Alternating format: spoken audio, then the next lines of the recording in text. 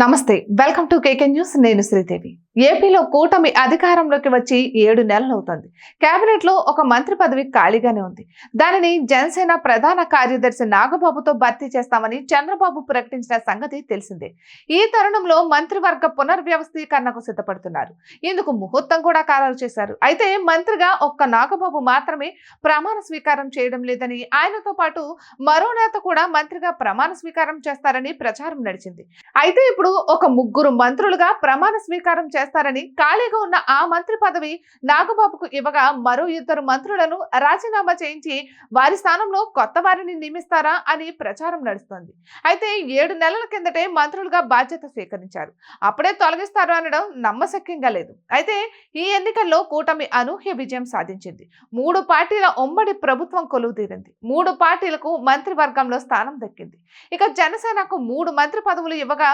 బీజేపీకి ఒక మంత్రి పదవి ఇచ్చారు చంద్రబాబు ఇక 24 మంది మంత్రులతో కొలువు తీరింది చంద్రబాబు సర్కార్ అయితే రాజ్యసభ సమీకరణలో భాగంగా మెగా బ్రదర్ నాగబాబుకు అవకాశం లభించలేదు దీంతో ఆయనను కేబినెట్ లోకి తీసుకుంటానని చంద్రబాబు ప్రకటించారు అందుకు తగ్గట్టుగానే ఇప్పుడు ఏర్పాట్లు చేస్తున్నారు విశ్వసనీయ సమాచారం మేరకు జనవరి 8న చంద్రబాబు మంత్రివర్గ పునర్వ్యవస్థీకరణ చేస్తున్నట్లు తెలుస్తోంది అందుకు తగ్గట్టు కసరత్తులు కూడా జరుపుతున్నట్లు సమాచారం ఈసారి కొత్తగా ఎమ్మెల్యేలుగా ఎన్నికైన 10 మందికి మంత్రులుగా ఛాన్స్ ఇచ్చారు చంద్రబాబు పదవులు ఇచ్చినప్పుడే శాఖల ప్రగతి మెరుగుపరుచుకోవాలని పనితీరు విషయంలో కొలమానంగా భావిస్తానని చంద్రబాబు తేల్చి చెప్పారు అయితే చంద్రబాబు నుంచి హెచ్చరికలు వచ్చినా కొందరు పెద్దగా ప్రభావం చూపలేకపోతున్నారు మంత్రులుగా పనితీరుతో పాటు జిల్లాలోనూ వారి ముద్ర కనిపించడం లేదు అటువంటి వారి విషయంలో చంద్రబాబు వేరే ఆలోచనతో ఉన్నట్లు తెలుస్తోంది అందుకే మంత్రివర్గం నుంచి ఇద్దరికి ఉద్వాసన తప్పదని ప్రచారం నడుస్తోంది ఇక